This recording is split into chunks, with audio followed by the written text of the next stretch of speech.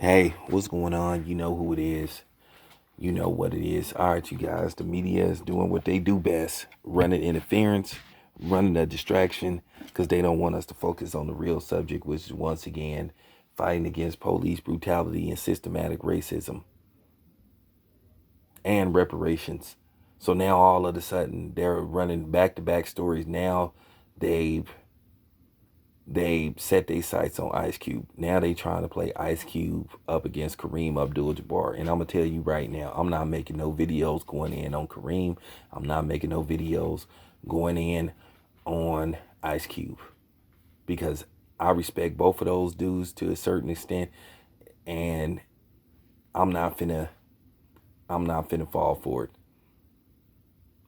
Once again, this is a divide and conquer tactic by the lamestream Jewish ran predominantly white media, where they're trying to turn our attentions and set our sights somewhere else than what's been going on with us, with all these incidents of racism towards us. Because I'm gonna make this simple and plain. Like I told you, I don't have to use a bunch of fancy words to try to prove I'm the smartest guy in the room. I don't have to do that. I don't operate like that. I want my people to understand as clear as day. I'm trying to be transparent as fuck. What's going on? Don't fall for it. This is a distraction. Once again, people were spooked what they saw in regards to George Floyd when they saw black people all over the world marching, protesting, speaking out. So people was like, uh-oh. Keep in mind, J. Edgar Hoover said the white man in America's worst nightmare would be a black messiah. They do this all the time. Whenever they see the uprising of black people, they will run interference. They will throw a distraction around to try to make us set our sights somewhere else. Well, I'm not falling for it. I'm not finna make no videos going in on Kareem or Ice Cube because I already know what they're doing.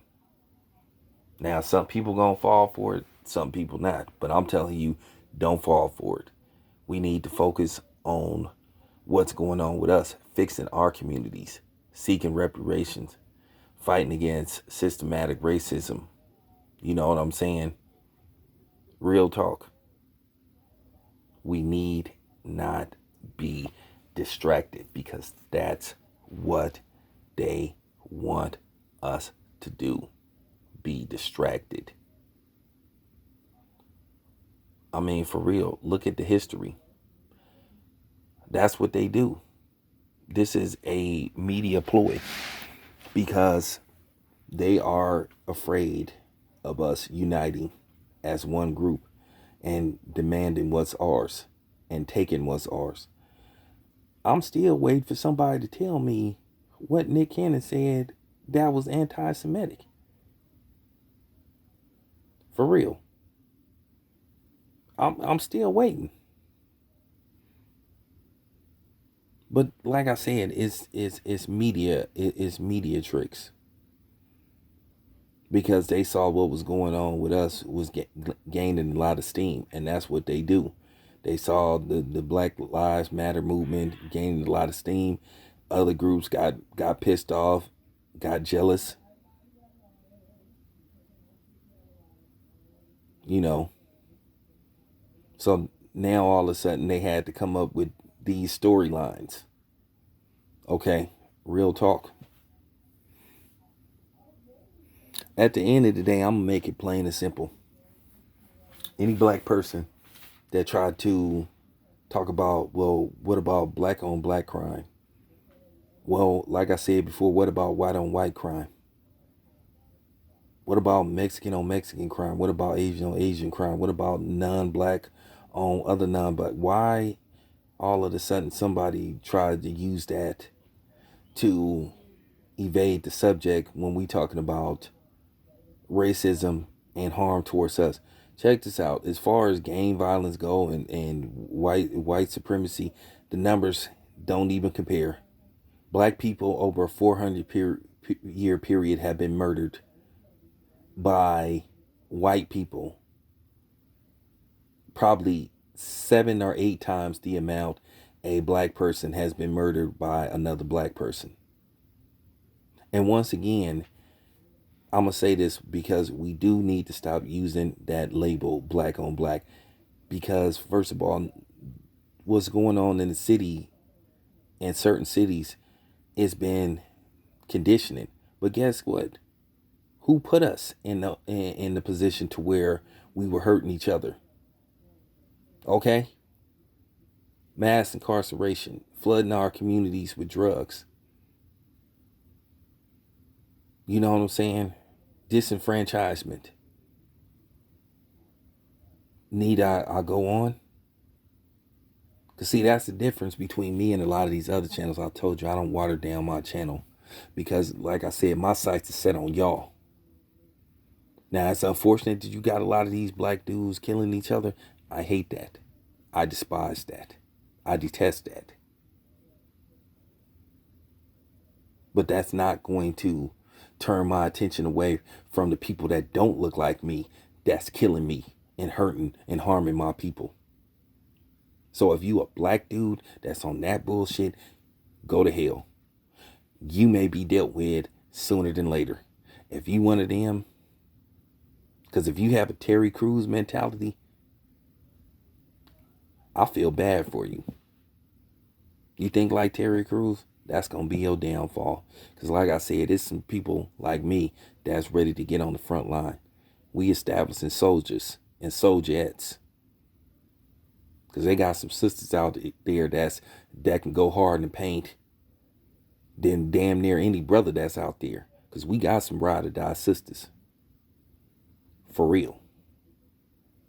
Just like they got ride or die brothers. Now, if you don't want to be on the front line and you want to play the background, you want to work the sidelines, like I told you, as long as it's benefiting and helping us, we need people calling plays from the booth. You know what I'm saying? It's like a game of football. We need people. You know what I'm saying? We need people calling plays from the sideline. You know? Because like I said, everybody can't be on the front line. We have to strategize. For real. We have to strategize correctly. You know what I'm saying? We have to be in unison. At the end of the day, we're going to have to put our differences aside. We can't make this about religion. We can't make this about, you know what I'm saying? We can't make this about gender and other things as well that I don't want to get into. We're going to have to put our differences to the side and work together. But like I said, I'm not participating in this foolishness with Kareem Abdul-Jabbar and Ice Cube, because once again, this is typical white people trying to play black people up against each other. You know, I did something, I said something, my white ass said something, that did something fucked up. So what I'm gonna do is I'm gonna have two black guys argue against each other. Well, I'll sit up and play the background, because you know who tried to do that. You know. And this is the second time somebody tried to play Ice Cube up against another black person. Do you remember what Bill Moore said? When he said that ridiculous remark when he thought that he had some Negro pass, when he made that house nigga comment. And once again, he tried to play Ice Cube up against Michael Eric Dyson. But see, I've been got hip to that trick. I've been got hip to it. At the end of the day, if we got black people going against the grain, yeah, we do have to call them out. We do have to call them out. But when you have these type of situations with the Ice Cube and Kareem thing, where you purposely got where you got white motherfuckers trying to play black people up against each other, trying to start, you know what I'm saying, a beef between two established black men. Nah, I'm not falling for it. I'm not speaking on that shit. I'm not. You got to understand, it's always been a double standard. White men march downtown with guns. They called citizens. Black men march in Georgia. They called what? Terrorists. How are you a terrorist? Who are you terrorizing? See, they always change the labels. It's always proven that things are not fair and that equality don't exist for us. Just hasn't. They don't want to give us equality neither. And that's the whole premise of white supremacy. I've already explained this. It's a difference between having your own, but then you don't want people to have what you have as much as you. See, that's the thing with white people. They don't want black people to have what they have or more than them. It bothers them because they feel if they meet somebody that has just as much or more than them, that's their equal. So they have to feel like they have supremacy over a group of people by purposely putting obstacles in a way to keep them from financial gain for the most part.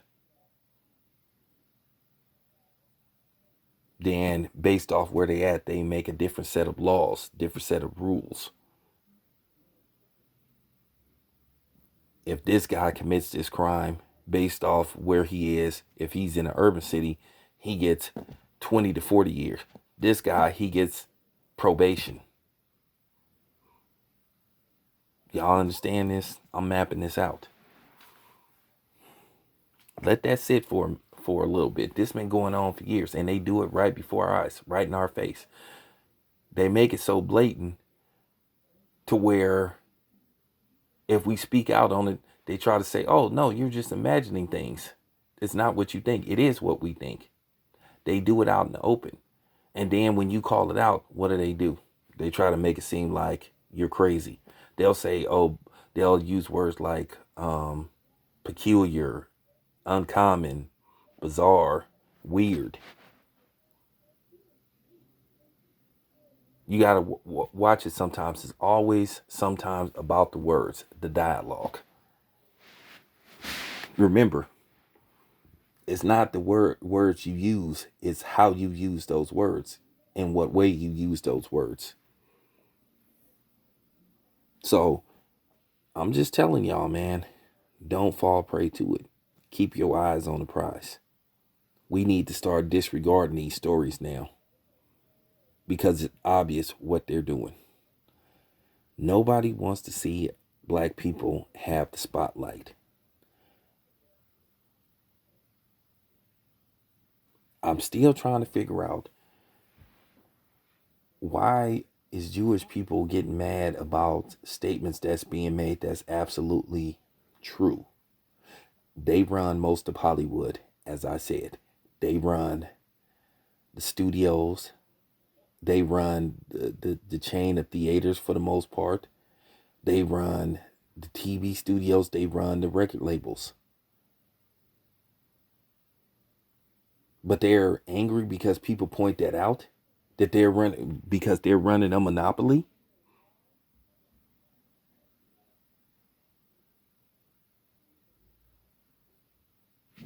You be the judge.